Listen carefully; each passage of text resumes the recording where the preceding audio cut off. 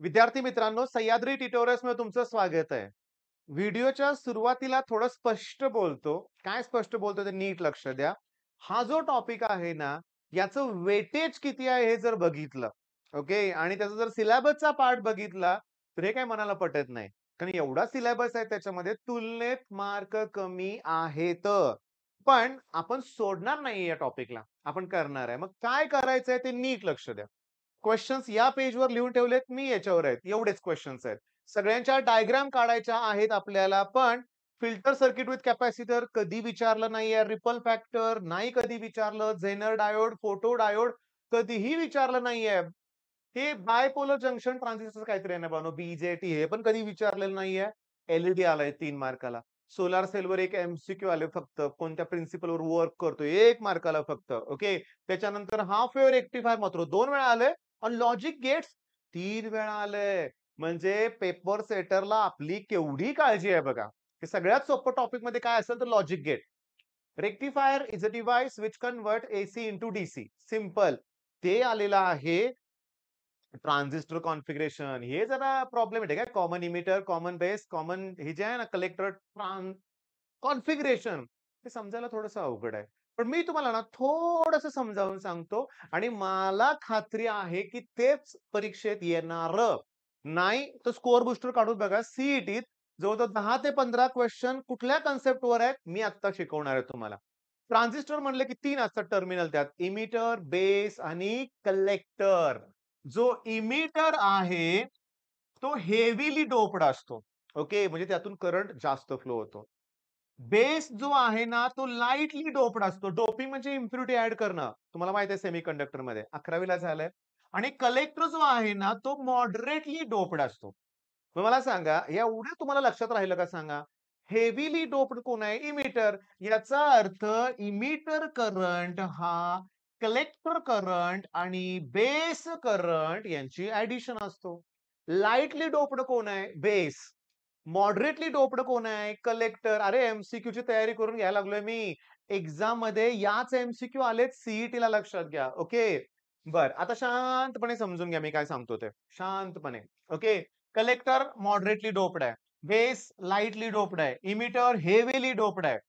ठीक आहे. कलेक्टर ना थोडासा लाँग पण असतो बरं का. म्हणजे ना ह्यात ओळखण्यासाठी टर्मिनल आता सर्किटमध्ये कनेक्शन करताना ओळखावं. मग कलेक्टर कुठला आहे? जो लाँग आहे तो कलेक्टर आहे.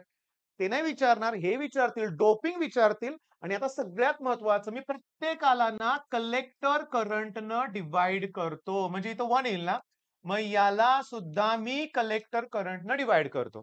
ओके. आता त्याचा मी रेसिप्रोकल घेतो. म्हणजे 1/, मला काय मिळालं की आय-सी अपॉन आय-ई. इथं 1च राहील. 1/, मला मिळालं आय-सी अपॉन आय-बी. ओके. आता लक्ष द्या. शांतपणे बघा, ह्यात सगळ्यात कमी व्हॅल्यू कोणाची असणार आहे? बेस करंटची.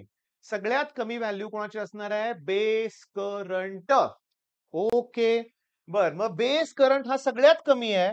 कलेक्टर करंट मॉडरेट आहे ना. खूप छोट्या नंबरनं डिव्हाईड केले की व्हॅल्यू मोठी मिळणार आहे. पण इथं बघा कलेक्टर करंट कमी आहे, पण इमिटर करंट हा सगळ्यात कसा असतो? जास्त असतो. मग मोठ्या नंबरनं डिव्हाईड केले की व्हॅल्यू कमी असणार आहे. जी व्हॅल्यू कमी आहे तीच अल्फा असते. ओके. जी व्हॅल्यू कमी आहे ती अल्फा असते आणि ही व्हॅल्यू मग काय येणार? बीटा. मग तुम्हाला अल्फाचा फॉर्म्युला विचारतील, बीटा. मग alpha is the ratio of collector current to emitter current. Beta is the ratio of collector current to base current. Steps follow करा या लक्षात घ्या. आता सीईटी साठी स्कोर बुस्टर असेल तर उघडा. हे विचारलेलं आहे मी तुम्हाला सांगतो. 1/अल्फा इक्वल्स टू काय येईल माहितीये का? 1 प्लस बीटा अपॉन बीटा. मग अल्फाची व्हॅल्यू आली बीटा अपॉन 1 प्लस बीटा. चला मला बीटाची व्हॅल्यू काढायचं. काय करावं लागेल? हे +1 इकडे आल्यावर काय होतील? -1 होतील. मग मला अल्फा अपॉन 1 मायनस अल्फा ही बीटाची व्हॅल्यू मिळेल. चला हे बीटा इकडं आणा. मग मला काय मिळेल माहितीये का? समजून घ्या इथं लिहितो की 1/अल्फा मायनस 1/बीटा इक्वल्स टू 1. करा क्रॉस मल्टिप्लिकेशन की beta minus alpha upon alpha beta equals to 1. ही एमसीक्यू सीईटी विचारलेली आहे. ही विचारलंय. त्याच्यानंतर हे सुद्धा विचारलेलं आहे. हे पण विचारलंय. सगळं हे पण विचारलंय. आणि आता एक्सरसाइज मधले शेवटचे 2 न्यूमेरिकल घ्या. याच कन्सेप्ट वरती आहेत. सॉल्व्ह करून दाखवा. जी व्हॅल्यू कमी आहे ती अल्फा लेस दॅन 1 येणार आहे आणि बीटाची व्हॅल्यू मोठी येणार आहे. ओके.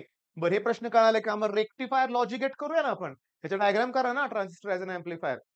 ट्रान्झिस्टर कॉन्फिगरेशनच्या म्हणूया आपण. आता BJT, LED, solar cell, photo diode, Zener diode, ripple फॅक्टरची डेफिनिशन आहे या पेजवर.